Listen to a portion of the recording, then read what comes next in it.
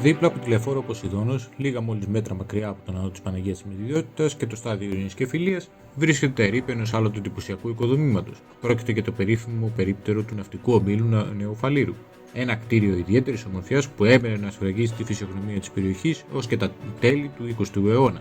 Η σημερινή όψη σε τίποτα δεν μαρτυρά το ένδοξο παρελθόν του περιπτέρου, που συνδέθηκε άρρηκτα με το αθλητικό σωματείο από τις πρώτες δεκαετίες της ύπαρξής του. Ήδη από την ίδρυσή του, ο ναυτικός όμιλος έχερε της βασιλικής εύνοιας. Σύντομα τέθηκε υπό την προστασία του βασιλιά Γεώργιου Α, ενώ ο πρίγκιπας Γεώργιος ορίστηκε ως επίτιμος πρόεδρος. Προσφέρονταν μάλιστα βαρύτιμο κύπελο ως έπαθρο στους ετήσιους αγώνες εκ μέρους του βασιλιά, μέλη του οποίου είχαν τη δυνατότητα να γίνουν άντρες και γυναίκες, ενώ το σωματείο ανέπτυξε σημαντική δραστηριότητα κυρίως στα αγωνίσματα της κοπηλασίας και ιστιοπλοείας, μετέχοντας σημαντικές νίκες στο ενεργητικό του. Υπό αυτές τις συνθήκες και ένα μόλις χρόνο από την ίδρυση του ομίλου το 1905, έχοντας εξασφαλίσει μια παραθαλάσσια έκταση γης, αλλά και ένα σημαντικό χρηματικό ποσό, ο ναυτικός όμιλος προχώρησε στην ανέγερση του περιπτέρου. Στόχος υπήρξε εξ αρχής να αποτελέσει την έδρα του ομίλου, δίνοντας σάρκα και οστά στο όραμα των μελών του για την ανάπτυξη της προς την θάλασσα αγάπης, την προαγωγή και διάδοση των διαφόρων ναυτικών αγωνισμάτων, έτσι δε τη βελτίωση της ναυπηγείας των μικρών σκαφών και βλεβών.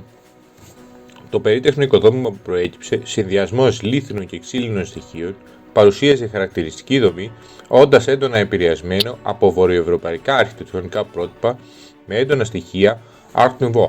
Το κεντρικό του τμήμα σχημάτιζε οκτάγωνο, εκατέρωθεν του οποίου αναπτύσσονταν συμμετρικά ο υπόλοιπος όγκος του κτηρίου. Στην πέτρινη βάση του στεγάζονταν οι νεόσικοι του ομίλου, στους οποίους λάμβανε χώρα η φύλαξη και η συντήρηση των λεβών, ενώ δίφυλη πόρτα οδηγούσε απευθείας στην παρακείμενη παραλία.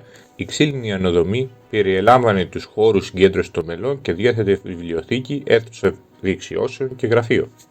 Ήδη από την περίοδο της ανοικοδόμησής του, το ναυτικό περίπτερο αναδείχθηκε σε σημαντικό πόλο έλξης όσον αφορά τα αθλητικά δρόμενα του τόπου. Το 1906, έτος κατασκευής του κτηρίου, στα πλαίσια της Μεσολυμπιάδας, αποτέλεσε την έδρα της Ολυμπιακής Επιτροπής Τερματισμού του αγωνίσματος κοπηλασίας, η οποία εγκαταστάθηκε στους νεόσικους του συλλόγου.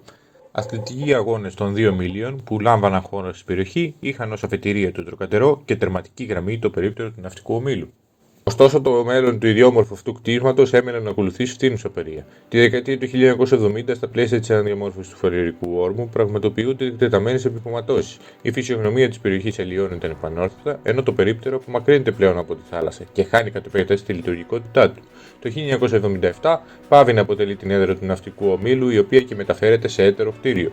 Και ενώ λίγα χρόνια αργότερα, το 1983, το κτίριο χαρακτηρίζεται ως διατηρηταίο, ξεσπάβει καγιά και η ξύλινη ανοδομή υφίσταται εκτεταμένες ζημιές. Στις αρχές του 21ου αιώνα, μια δεύτερη πυρκαγιά έρχεται να αποτελειώσει ό,τι πεισματικά στεκόταν ακόμη όρθιο από τον ξύλινο σκελετό.